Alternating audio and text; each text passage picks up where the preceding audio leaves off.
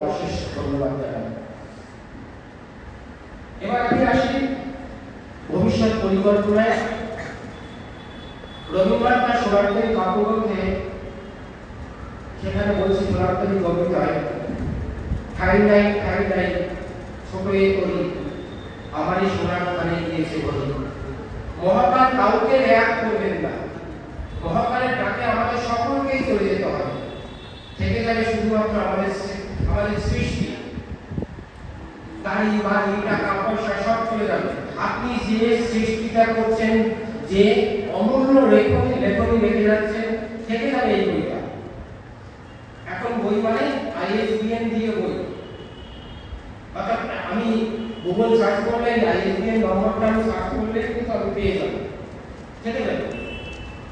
500 বছরও পরেও বাংলা সাহিত্য, যারা বলছে বাংলা সাহিত্য গালো পাঠক পড়ে না, ভুল বলছে। আমি ব্যক্তিগতভাবে মনে করি না। এবছর কলকাতা বইমেলায় যদি বই বিক্রির পরিসংখ্যান দেওয়া হয়, তাহলে প্রতি বছর বই বিক্রির পরিমাণ বাড়ছে।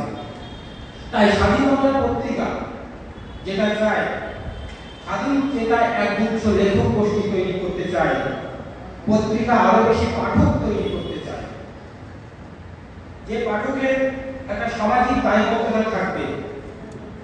নজরুল বলেছেন, রক্ত ঝরাতে পারি না তাই এই দিয়ে রক্ত লেখা, প্রার্থনা করো যেন বেড়ে থাকতে 30 কোটি মুখের গ্রাস, যেন লেখা হয় আমার রক্ত লেখায় তাদের সর্বনাশ। আমাদের রক্ত লেখার মধ্য দিয়ে আমরা প্রতিবাদকে হাতিয়ার হিসেবে গ্রহণ করতে পারি। কলমটাই হচ্ছে আমাদের হাতিয়ার, প্রত্যক্ষ হাতিয়ার নয়। আমাদের লেখককে মানুষের বিবেকের দরজায় আমরা কিন্তু ঘা মারতে পারি। আমাদের প্রতিবাদ, এটাই প্রতিবাদ। স্বাধীন বাংলা সাহিত্য পত্রিকা চায় লেখকের মধ্য দিয়ে এই প্রতিবাদী সত্তা জাগরণ ঘটে ওঠে। পত্রিকা তার অঙ্গীকার মতো প্রতি বছর 2টি সংখ্যা বের হবে। তবে পত্রিকার আগামী জুলাই সংখ্যা পূজা সংখ্যা হিসাবে বের হবে না, তবে আরেকটু কলেবর বৃদ্ধি করার ইচ্ছা আছে। সেই সংখ্যায় নতুন কিছু বিভাগ যোগ হবে। আপনারা আপনাদের মধ্যে দিয়ে সেই বিভাগে আপনারা লেখালেখি করতে পারেন। যেমন বলছি, সেই বিভাগের মধ্যে থাকবে একটি কলম থাকবে, যেখানে নিয়মিত পাঠকের কলম অর্থাৎ চিঠিপত্র। আপনার এই শেষ পত্রিকায় যে গানটি সংখ্যা বেরোল, সেই পত্রিকা আপনার কেমন লাগলো, আপনার অভিযোগ, আপনার ভালো লাগা, আপনার গল্প লাগা, আপনার বলাবলি, আপনার গালাগালি, যা খুশি আপনারা লিখতে পারেন। অবশ্যই আপনারা লিখতে পারেন। চিঠিপত্র পেপারে সেটা কিন্তু প্রকাশ হবে।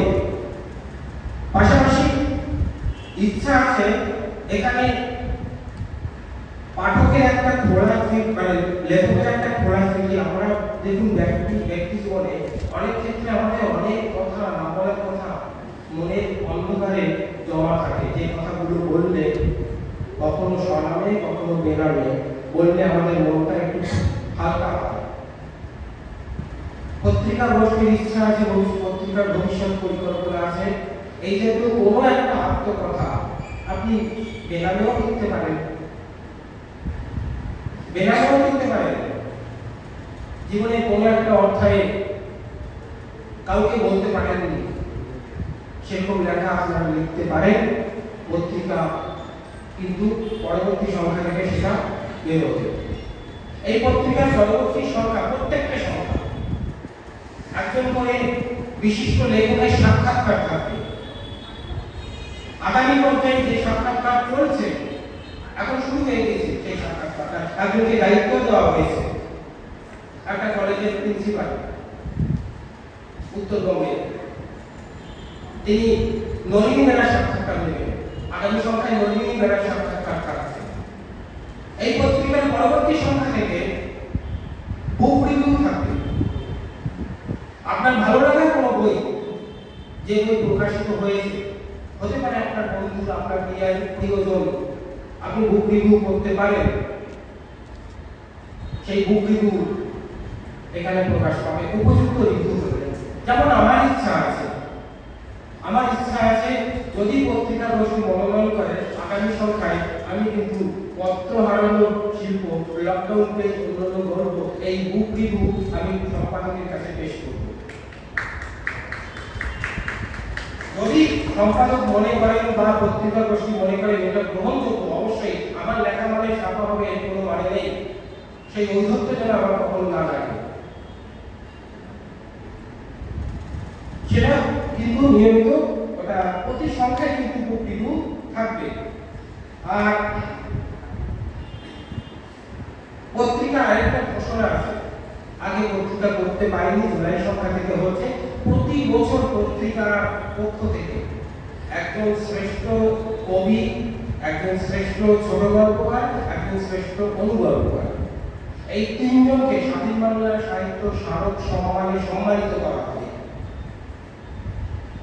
প্রতি বছর দুটো সংখ্যা পাবে, এই দুটো সংখ্যায় যার লেখা শ্রেষ্ঠ হবে স্মারক সম্মানে সম্মানিত, অর্থাৎ আগামী সংখ্যা থেকে কিন্তু পত্রিকার একটা স্মারক অর্থাৎ সম্মানীয় মানে একটা সম্মানিত স্মারক অর্থাৎ শ্রেষ্ঠ কবি অবশ্যই বিচারক মণ্ডলী বিচার করবে, এটা কিন্তু আগামী সংখ্যা থেকে রয়েছে।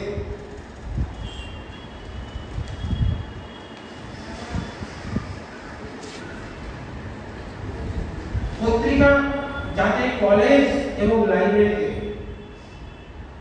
লাইব্রেরি একটা ফান্ড থাকে, কলেজে একটা ফান্ড থাকে, সেখানে যাতে পত্রিকা পৌঁছে চিন্তা ভাবনা করা হচ্ছে একটি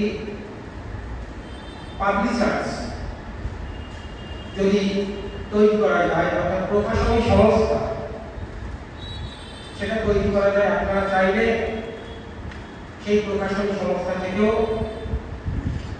বই বের করতে পারবেন। এখনো হয়নি, চিন্তা ভাবনার পর্যায়ে কিন্তু এটা রয়েছে। আপনারা আজ দেখবেন দিনবন্ধু বই উদ্বোধন হয়েছে, আপনারাও চাইলে ভবিষ্যতে এই জাতীয় অনুষ্ঠানে আপনাদেরও বই কিন্তু এখানে প্রকাশ করতে পারেন। আর যাদের যা বই ইতিমধ্যে দেখতে পাচ্ছি প্রকাশিত হয়েছে তারা এখানে রাখবেন, অনুষ্ঠানে সেই বইগুলো যাতে বিক্রি হয় সেটা চিন্তা ভাবনা করবে। স্বাধীন বাংলা সাহিত্য পত্রিকা প্রকাশনী সংস্থা হলে লিটিল ম্যাগাজিন হিসাবে বিভিন্ন বই মেলায়ও, লিটিল ম্যাগাজিন মেলায়ও পৌঁছে গিয়ে সেই বইগুলো পাঠকের দরবারে পৌঁছে দেওয়ার চিন্তা ভাবনা কিন্তু রয়েছে। আর শেষ বলবো, আগামী সংখ্যা যেহেতু আমরা একটা টালমাটাল অবস্থার মধ্যে আছি, যুদ্ধের দাবানল ইতিমধ্যে আমাদের ঘরে পৌঁছে গিয়েছে, এখানে মায়েরা রয়েছে, বোনেরা রয়েছেন, জানেন গ্যাসের আকালে মিষ্টির দোকানে যাচ্ছি, মিষ্টির দাম বেড়ে গিয়েছে, রুটির দোকানে গিয়েছি, রুটির দাম বেড়ে গিয়েছে, অর্থাৎ যুদ্ধ আমাদের জীবনে কিন্তু প্রভাব ফেলে দিয়েছে। আমি সমালোচনায় যাচ্ছি না, আমরা কেউ যুদ্ধ চাই না, আমরা সবাই শান্তির পক্ষপাতী। তাই আগামী সংখ্যা চিন্তা ভাবনার স্তরে আছে, সেই সংখ্যাটা হবে যুদ্ধ ও শান্তি। আপনাদের প্রতি বিনীত অনুরোধ, আপনারা যুদ্ধ এবং শান্তি এই কথাটি মাথায় রেখে পরবর্তী সংখ্যায় যদি লেখা দেন তাহলে বিশেষভাবে অগ্রাধিকার সেই লেখা পাবে। এবং যারা প্রাবন্ধিক আছে, গবেষক আছে, বিভিন্ন স্তরে তারা গবেষণা করবে, যুদ্ধ এবং শান্তি, বিভিন্ন উপন্যাস, গল্প, সাহিত্য প্রচুর রয়েছে। আগামী সংখ্যা সেটা যুদ্ধ ও শান্তি এই নামে প্রকাশিত হবে। স্বাধীন বাংলা পত্রিকার ভবিষ্যৎ পরিকল্পনা হিসাবে এই কটি কথা আমার বলার ছিল। আপনারা সকলে ভালো থাকবেন, সকলকে অশেষ ধন্যবাদ, নমস্কার।